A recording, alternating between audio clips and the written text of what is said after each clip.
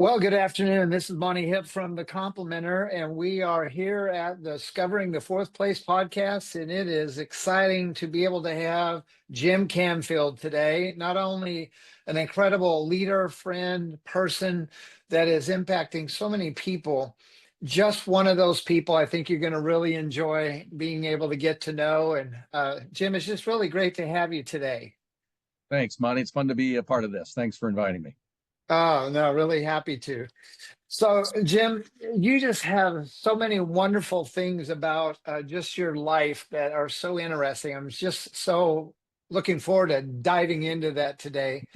But one of the things that I think is always really fun in this fourth place podcast is to kind of talk about what those four places are. We're going to talk about your background, your home life, the way you grew up, and kind of where that impacts even where you are today. We're going to talk about your work and the different roles and things that you've been able to have and play in your life and leadership. We're going to talk about your third places, where you love to go have fun, spend time, get away.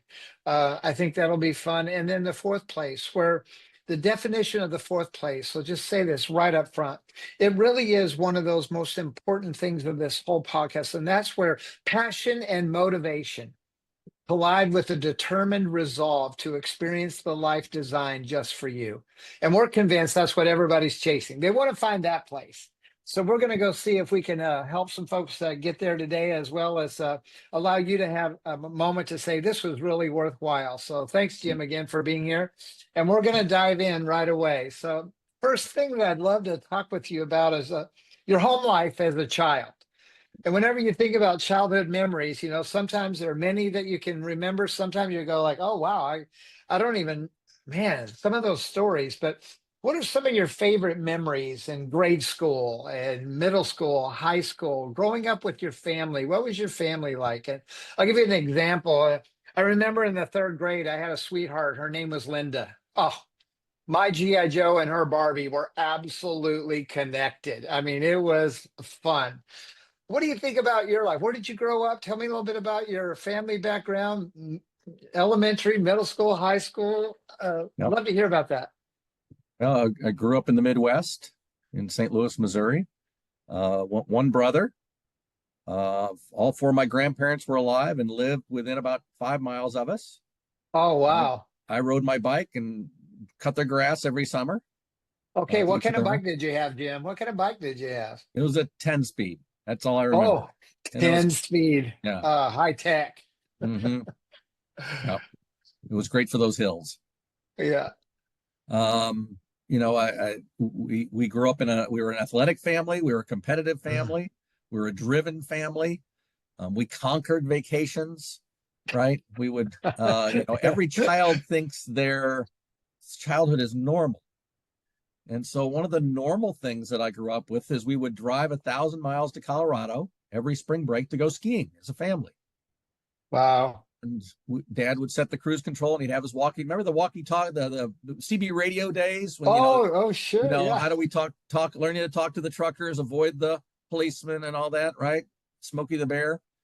Do you remember what your handle was? Do you remember what your handle was? Dad's handle was Willy Wonka.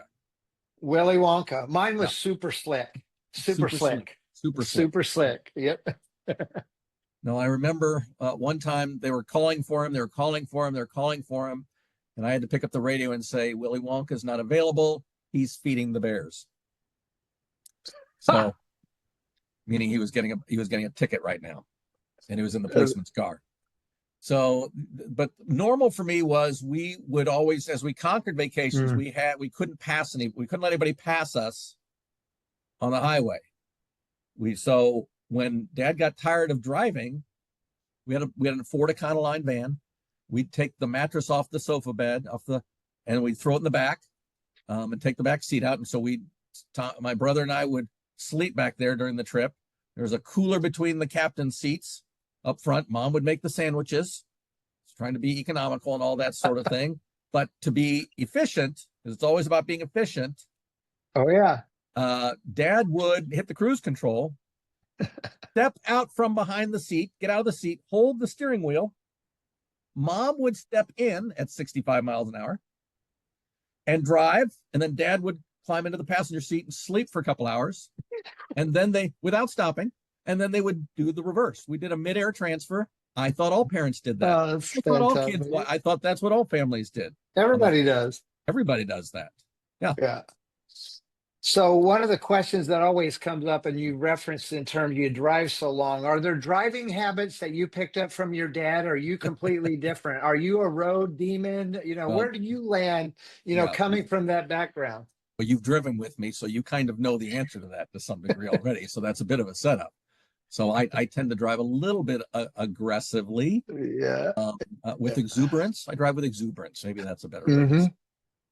Mm-hmm. Yeah, and yes, and I don't believe in standing in lines. So Yeah.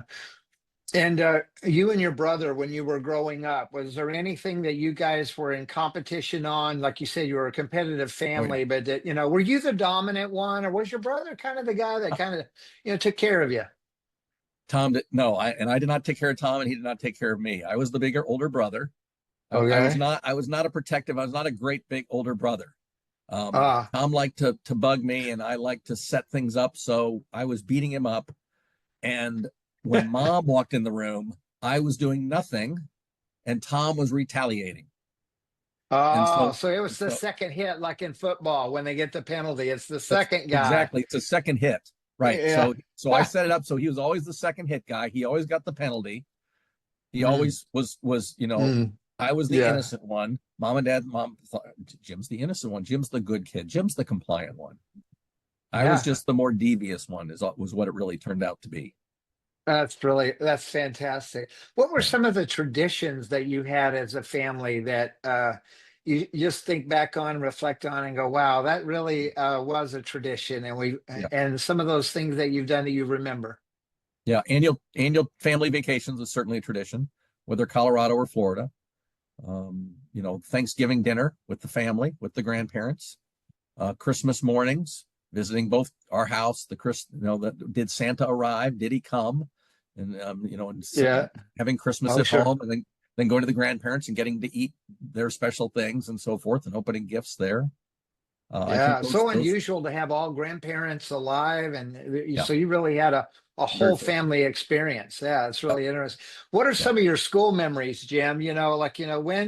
When did school really set in for you? Were you just always into study? Were you the glamour student? Tell me a little bit about your school life. No, I was, recess was where I wanted to be. The gym was where I wanted to be. So I was always outdoor, like to do physical things. I learned that I liked math. So I liked competition, like math games and so forth. Um, so yeah. And so in high school, I ended up starting a public high school, and ended up at a private high school. So I was, the only one of faith in my class. It was a small class. So it was very diverse. It was an athletic high school. So I liked that. So it was socially a bit of a challenge, but it was good. It taught me a lot. That's fun. What are some of the traditions? I know that you have children of your own. What are some of the traditions that you grew up with that you find you brought into play Mhm. into your own family structure, and as your kids now having kids, what are some of the traditions and things that you now want to keep in play that happened with you as a child? Still, kind of the same things. Annual vacation that I keep hearing from the grandkids. We love this. We go to this one place every year, and there's a place in Florida that we go. They just love that and have great memories. During Christmas, there was always typically the final gift, and Dad would get out get out 3x5 cards, and he'd hand us each a 3x5 card. And he would say, "Go somewhere else in the house," and we go to that place, and then we'd find another card and it would say, "Go somewhere else in the house." So it was a little treasure Yeah. hunt that eventually, at the end, the pot of gold, right, the final gift. So I do that with the kids too, and they've really enjoyed that, as well as with the grandkids. So that's been a great tradition. Mm. What would you say has been some of the most impactful things that have influenced your life today, of your family background and upbringing? When you think about that first place, it's a place of respite, it's a place of refuge, and in your case, a real place of family. What has been some of the impact on that history that's moved into just some of the things you most value and appreciate today from that journey? Impact, I think, Dad was always worked hard. Mom was always Mm. industrious. Both of them had, mom had jobs. Mom did something called Bible study fellowship and was very intentional with that for 30 years. So seeing them in their own lives and their own leadership journey and watching that was I think, very impactful for me. Mm. It's amazing as it relates how impactful it is, positively or negatively. Mhm. And I just really just commend your family and you, and my privileged opportunities. I've been able to know your family, your brother, your mom, your dad, and just terrific people.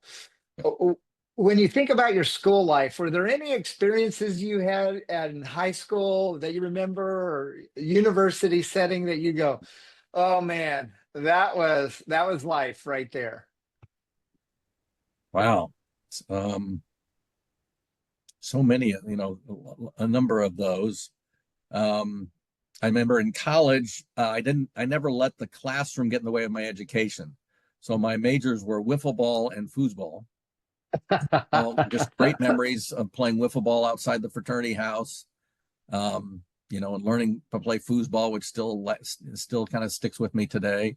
And It's just, fun. a lot of the Yeah. things that didn't have to do with scholastic types of things.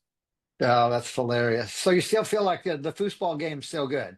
It's still I good. mean, I still got, yeah, their twitchy muscles, they were a little rusty, but they come back pretty quick. I still got game. I still Yeah, got game. That's right. that's pretty fun. Um, I love hearing about your home life, and I appreciate you sharing about that. But one of the things that we've learned is that the second place that actually gets a good majority of the best time of our day, best of our life, is our work. Mhm. And it really is fascinating when you think about that. It's where not only you spend often the majority of the best hours of your day, but it's also when many times it's the best of you is given. Mhm.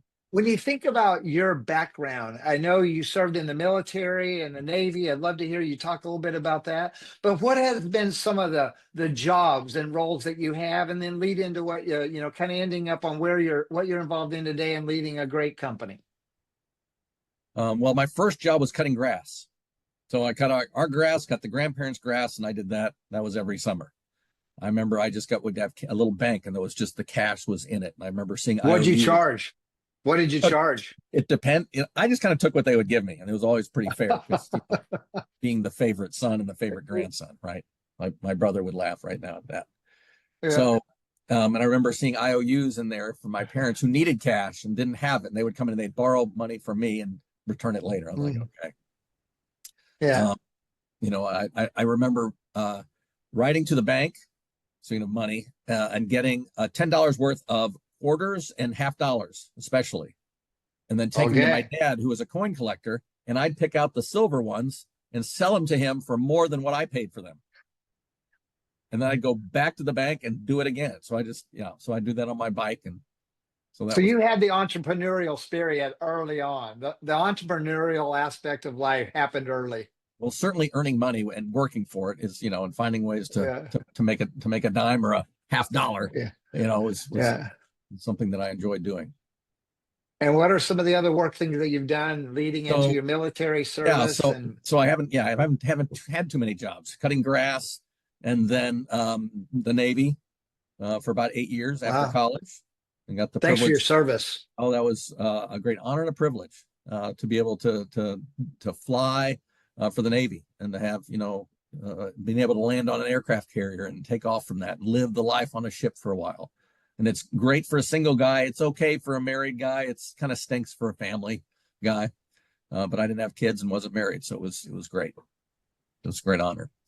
And And what after are that, some of your fun experiences in the military that you remember that you learned in regards that affects even your work ethic today, the way you think, the way you function? I've talked to many other guests and folks, and they'll say discipline is one of the things that you walked away with. What were your takeaways from your time of service in the military and as a jet fighter pilot?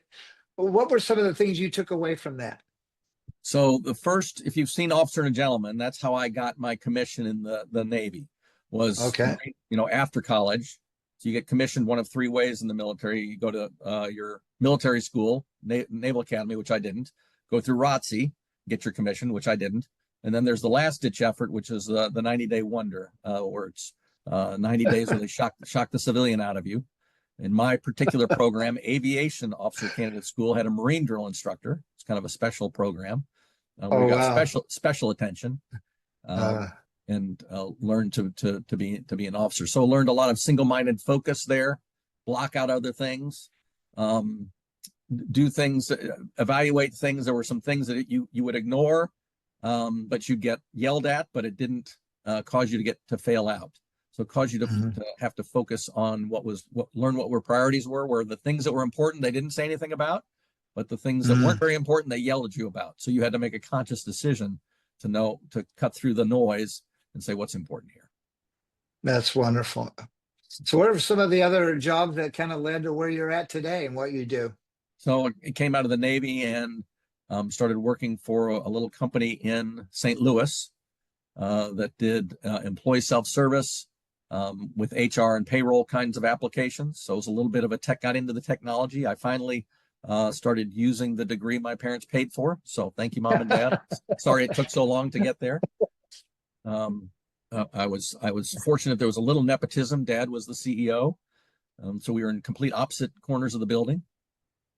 I just worked as a low-level, programmer, developing basic applications for our clients, and so grew through that. We change jobs about once a year because as you grow, you get sucked up the ladder whether you like it or not. And so I went through system engineer. I ended up building there was a bunch of us who were building a web application back in '96 to do benefits open enrollment for a company called McDonnell Douglas. And we went they had for 3 locations, one in North Long Beach, one in Mesa, Arizona, and one in St. Louis, their military division. And so we went to a few conferences to say, how are people doing it? We listened to Dell, we listened to Apple, and they said, oh, they're doing it on their intranet. They weren't doing it on the internet. And we all of a sudden realized, oh, we're building the first internet-based benefits open enrollment for 80,000 people. So that was kind of a neat. Wow. So we went on. Yeah, kind of a first opportunity to do something real creative. Yeah. So that was fun because it was before that it was all phone applications. Press 1 for this, press 2 for that was what our company did, and then we added the web component to it. So it was kind of. Did you feel like that your work ethic was always influenced by your father being in leadership and wanting to make sure that you were, protecting the family name and representing it while creating your own journey of leadership and perspective? How would that come into play, getting the privilege? Because a lot of small family businesses that the kids work at the restaurant or the various things. What were your takeaways and what did you learn from your father that has led into even how you lead today, and then talk about your current company? Yeah. So there were several of us that were working for our dads, and we kind of stuck together and kind of were a support for each other. And we kind of came to the conclusion that, it took us about 2.5 years to feel like we were there because of what we can contribute. And that we were always self-conscious about being hired just because of who not because of what you can do. So there was always a bent toward staying late. There was a bent toward doing more. There's a bent toward being the best. So it really shaped your work ethic. Yeah, it did. Sure. Yeah. Well, I was in the Navy, you do whatever it takes. So you're used to working. If you got to work 16-hour days, you work 16-hour days. You do whatever it takes to get it done. And that's the military's attitude. And so I see that in you today, even. Yeah, that's still there, isn't it? Very present. Yeah. And so I remember telling a client that, it was like a Friday and they said, this is, we got this to do and it's due Monday. What are you going to do? When are you going to be able to do it? I said, I have 96 hours between there and then. I got lots of time. They're like, we like that. We like that answer. Yeah. So, Good answer. Good answer. Yeah. That's fun. Well, tell us a little bit about what you're doing today. And when you describe that, talk to us about what, in regards to your professional career life now, what challenges you? What's the thing you're trying to figure out? Because, I think a lot of us have things that we kind of go into. Some of them start from the beginning, and we knew what we wanted to be since we were five. Others progress, and you try this and that and do a little bit of that. Now you're into a season where you're doing something really significant, important. But talk about what, once you describe that, what are the challenges? What are the frustrations you find yourself dealing with? So when in the Navy days, when I was flying, I was on the low level. I was doing what the Navy did, right? If the president said go touch this, we were the guys that reached out and touched it. It's an analogy to, like, now I'm the captain of the ship, and I don't have control over those things. I just kind of direct things and hope that the training and the motivation work well. And I know I stand on great shoulders at work. We do MR and CT post processing for medical images. So between the scanner and the doctor, we do measurements and so forth. It doesn't take a license, but it's something that the doctors a lot of times do, but it frees the doctors up to work at the top of their license. So no, so I'm not in control of that. That's not what I do. I kind of control. I'm the captain of the ship. So it's a great leadership challenge. It's a great strategy challenge. It's, Eric Little said, when I run, I feel God's pleasure. When I do spreadsheets, I feel God's pleasure, right? So Wow. that's, I'm an engineer, so I like solving problems. When you put a puzzle together, you ever put those wooden puzzles together, you find it, Sure. you put it, and then you tap it, because that's kind of like a victory tap. So I like to, solve things and then kind of have a victory fist pump and move on to the next thing and Mm, solve the next mm. problem. And So I what are find you trying to figure out right now? What are you trying to figure out right now in your so career? so right now, it's a balance between, with image post processing, there's a human in the loop, and that human has to get trained, and it takes 30 to 60 days, but the revenue doesn't come in. So timing the revenue and the sales for when the hiring needs to happen is always kind of a contention, because clients give you more work than you expect or less work. So you don't want to overhire, you don't want to underhire. So managing the technology, the hiring, the Right. clients, and kind of all the pieces together and pulling the right levers to make the Mm. business financials go the right way. Yeah. When you think about the career path and the leadership journey that you're on right now, what's exciting you? What do you see in the future in regards to work and collaboration and building teams? What are some of the things that you would say to those that are listening today, going, I'm kind of thinking about starting a company, I'm running a company, or man, how do you see the work environment and what's happening in leadership? What are some of the key lessons that you're learning or that you would share that you go, man, I really think there's some innovative, creative ways to really help people win? What would be some of those things you have in your thoughts today? Well, I think being an entrepreneur is something you have to figure out if that's for you or not. And an entrepreneur can be somebody who likes to take things from 0 to 1, or the guy that likes to take things from 1 to 5. And those are two very different levels of energy, two different vibes, two different leadership kinds of things. And so, getting the flywheel started is very different than just keeping it going and making it go faster. So I'd Yeah. say folks will always want to run their own business. But they'd also, so I saw my father run his own business, and I realized that the business owns you as well. And so there's a big sacrifice to run. There's a benefit and a sacrifice to running your own business. Yeah, well, I think that's such great insight. And one of the things that I pick up on from what you're talking about, even from your childhood to your work, you mentioned something that I think such a key aspect in regards to the fact that if you are a person that will finish and follow through, get to the solution, get the job done. How have you seen that impact your career opportunities and your entrepreneur opportunities to be a person that stays in the game, finishes, follows through? How much of an impact has that had for you and the life that you get to live and lead through today? I think that's, you make, good things eventually happen. You make enough good decisions in the right, Mm, in a row. You put in the right work ethic to do that. You just continue, mm, the nose of the grindstone a little bit kind of thing. Make wise decisions. It's hard to have, what is luck? Luck is the intersection of hard work and opportunity, right? And so I think I've been very fortunate in that way. Yeah. there's been some timing things for me, right? Mm. I went into the Navy. They lowered the bar. If you've seen Get Smart, he comes down the elevator and he goes through the doors and he turns around, these doors close behind him. And that's what happened to me going to the Navy. It was a timing thing. Ronald Reagan was in office. He's building a 600 ship Navy. They needed pilots. They needed planes. They lowered the standards. I stepped over that low standard. And then 2 months later, a movie called Top Gun came out and the standards all went back up.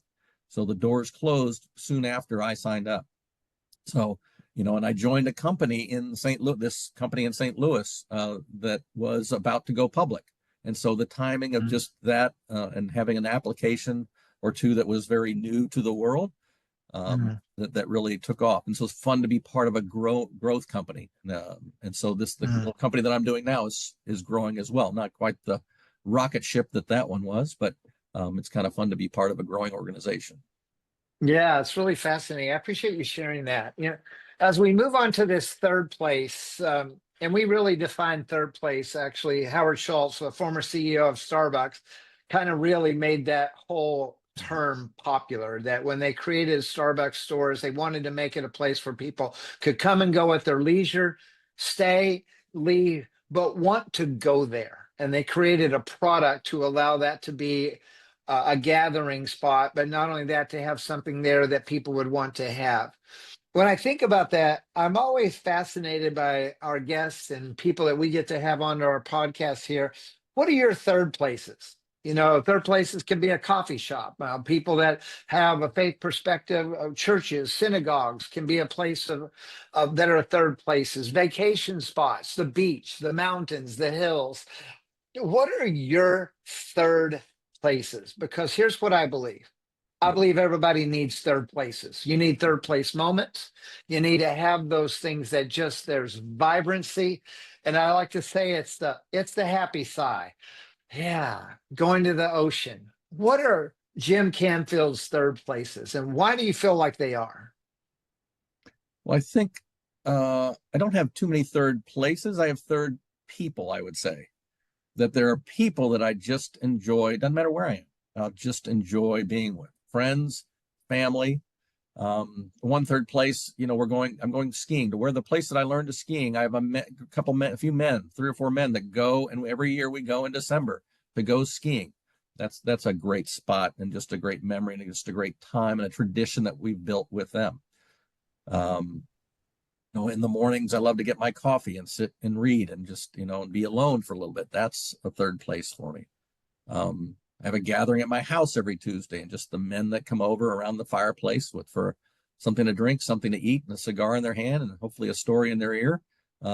Then that's a wonderful place to be. So it's more Yeah. about the people for me than the actual place, Monty. Yeah, except for the fact you just said that you have a place you invite guys to eat, smoke cigars, and Mhm. drink. And so, pardon the 40,000 people that are going to sign up and be at your house next week, but Come on, come on.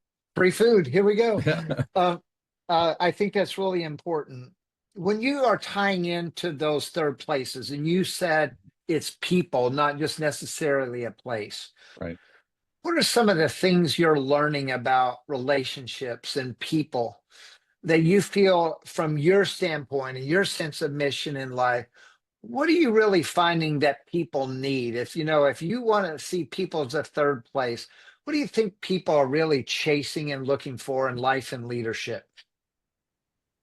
I think people are looking for, and use it loyalty, but they're looking for acceptance. They're looking for, I think men don't hear "I love you" no matter what. I think there's always a conditional. Mm, And mm. I think it's really only male relationships that can do that. Even there's a condition in our families. There's a certain behavior we have to stay for our families to continue to love us. And a lot of times it's our guy friends that, hey, it doesn't matter what you do, I still love you.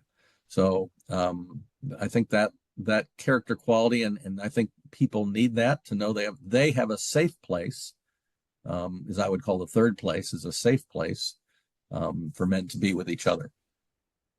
That's really terrific. And I think we always say that the third place is about gathering. And that's one of the things I think Mhm. I'm really I hearing like that. from you. You love to gather. Hmm. Yep. And I and like, yeah, and go bring ahead. and be the gatherer. I enjoy that. Yeah, and I think you do that really well. Um, as we think about, these three places, your home life, your work life, these gathering places, gathering people, opportunities, it really leads me into our discussion of this fourth place. And I'll give that definition again. It's where passion and motivation collide with a determined resolve to experience the life designed just for you.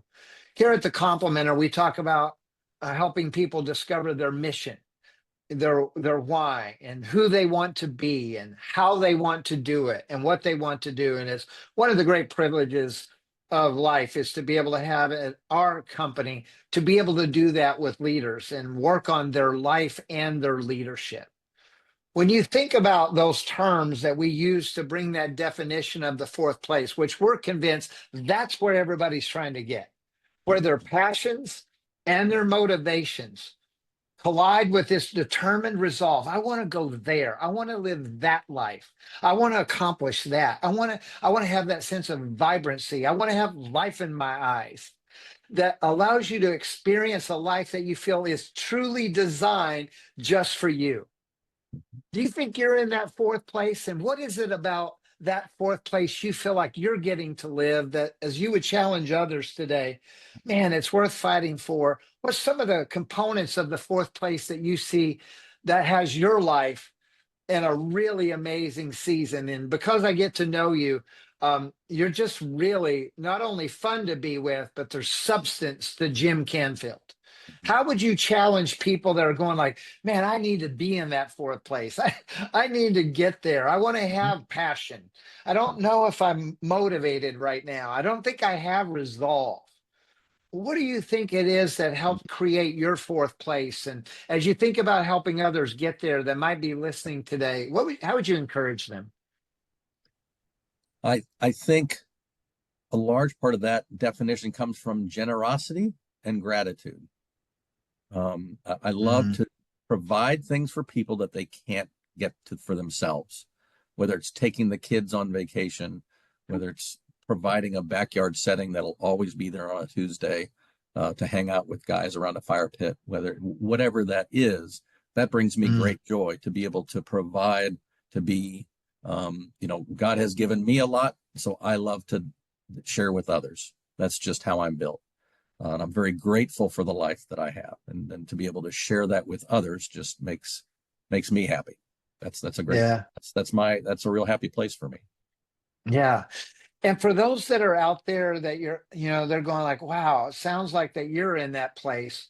What would be one or two things that you would offer those that are listening today as you think about and look on your life that, as you articulated, yours seems like even in your countenance, that Mhm. gratefulness and generosity shows up even in the eyes and in the tone of your voice as you're sharing today. What would you say would be a couple of things you would encourage those that are listening that they can do to really discover that fourth place where they feel a sense of generosity and gratefulness and just a real sense of like, I've got this vision, I've got this dream I can go chase. What do you think are some of the ingredients to get to that fourth place? Well, from a generous standpoint, that's that's not a money thing. That's generous with your words, generous with your compliments, right? Generous Mm, with your time, right? Creating margins in your life where if somebody says, "I need help, I need this," you can go the extra mile with them. It's generous with your stuff. You want to borrow my stuff, right? It's not worrying about um, the consequences of being giving away too much or giving of too much. mm. I think, and I've changed my, when somebody says, "How are you?" It's not, well, the weather's this or I'm that. No, I'm grateful. I'm blessed and grateful. It doesn't matter how I'm feeling. I'm blessed and grateful. Doesn't matter what aches and pains I have. I'm blessed and grateful. Wow, I think that's such an important thing. And I love when you talk about generosity, it's not just the money, because so many people look at it that way. But I like to frame it generosity is about the willingness to give time, talent, and treasure That's it. in a Yeah. manner that's not built upon a certain criteria being met. There's just a sense of generosity. And I think I'm hearing you say that. When you think about those that are saying like, man, I just feel like that generosity and gratitude, I think that, okay, I need to work on that. But are there any things related to what you've learned in your life and leadership that are really important for a person to gain resolve? Like you said, I just did it. I just didn't quit. We didn't give up. How do you help somebody that's discouraged and frustrated right now to feel like that they can get to that place where they're going, hey, I kind of figured out this is what I'm designed to be and how I'm to do it. What would you Mhm. challenge leaders to give thought to on what approach they would take in terms of their life and the way that they're working, the way that they're giving time to the things that you think would really be the priorities that would make not a difference, but the difference? Yeah, well, everybody's different, right? So a lot of that's self-awareness, knowing what you're good at, knowing what you love, right? That's what you want. What's my passion? What do I love? And what am I good at? There's something about trying to figure out a way to combine that. Mm. Um, and then that'll be so fulfilling to be able to do that. So I think there's a Yeah. self-awareness aspect to that that's super important. And coming about self-awareness is hard, right? I went through a few years of counseling. That was paramount for me. Counseling is the hardest, best thing I ever did. I feel like a Michael Phelps commercial all of a sudden. But that was very impacting to me. Yeah, well, I think you're saying something that I have said many, many, many times.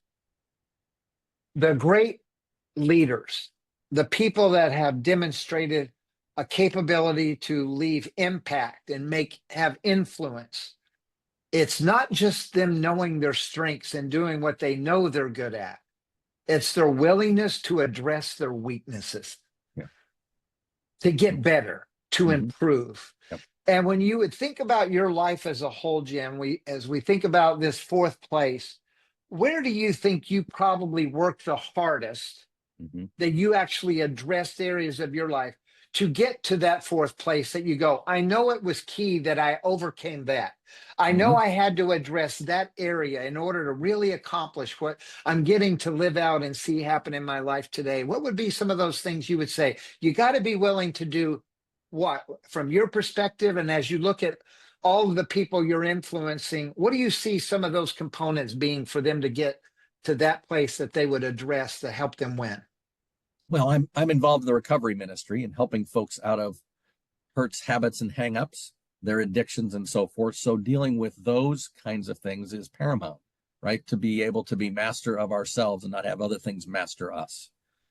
I think that's crucial. And then turning the positive, how do we become disciplined and focused on a goal, on a challenge, on a direction in life and seeing a vision for where we want to be, and then relentlessly pursuing that, despite the setbacks. Yeah.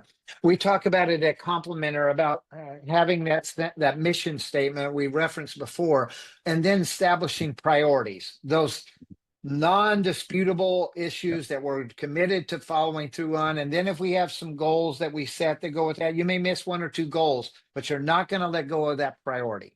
Right. And I really see that what I'm hearing you say, to summarize, you've paid attention to a few things that I think provide a model. It's part of the reason I was so excited to have you on Discovering the Fourth Place podcast. You have done some things, Jim, that I think others would win from. And I'll share my perspective and you can tell me if you agree or not. I feel like that your family background, that there was values, there was priorities of what you wanted to see happen in the family, that both your mom and dad were committed to making sure that the family was grounded and there were things that were important, that we worked hard. They Yeah. created a work ethic, they created an environment. We had the sandwiches in the van and you have those fun memories. Mm-hmm. And then as it relates to your work, you created a work ethic that simply said, I wasn't going to be a corner cutter. I was going to go the extra mile. I heard you say that in our conversation today. And then when you talk about the third place, you said something, and all of our guests, we haven't had them say, you said, I don't look at places, I look at people. That's a fascinating concept. And I often say, Jim, the risk of reach is worth the stretch. People will disappoint you. Life will disappoint you. You'll be disappointed in yourself. But you never know when that hand, if it's not out, when someone needs it, if it's not there, that's tragic. You have kept your hand out to people and opportunity. And I think that's such an incredible thing that you have done. And as a result, I think you're living a life now in this season of life that you really are chasing opportunities, not just hoping to accomplish something that you could have significance. And I commend you for that. As we start to wrap up today and we think about, man, all those that are listening and those would say, man, okay, I really do need to think back and not allow my past to haunt me, but guide me positively Right. or negatively. Right. As it relates to my work, that I have to determine that sometimes you don't have it all figured out, but the path can become clear while you're in that journey, as it did for you. And then you start finding those strengths, those capabilities, those incredible things that allow you to feel confident, and a competency that starts to take place. And you build an expertise. And then you have this ability to be able to see that there's ways to invest and help and encourage people. That's where I hear that you've gone. Mhm. As we think about in these last moments of this podcast today, what would you encourage people to do in order to look back, maybe readjust and focus on some things differently than what they're currently doing? Because, as we know, the definition of insanity, wanting things to change, but doing everything exactly the same way. What would you encourage people to do if you want to move to the fourth place? I would encourage you to do what 2 or 3 things would you say? I would encourage you to do this. Well, certainly, we all have self-sabotaging behaviors. And if you have those, I'd say counseling is the way to go. I highly encourage that. I think we all need a support group. We need men around it. So I'm talking to the men. We need men. We need friends. And if you don't have a men's group, a friends group that you regularly meet, I think that's highly important. So those things. And then just if you have goals, what are your dreams? Pursue your dreams. I had one of writing. I felt compelled to do some writing, which was very unusual for me. My mother, who's an English teacher, is very excited. My first book gets published next month, so I'm excited about. Yay. Like I said, that was kind of an avocational kind of thing, goal to do. So that those are kind of where I come from. Yeah.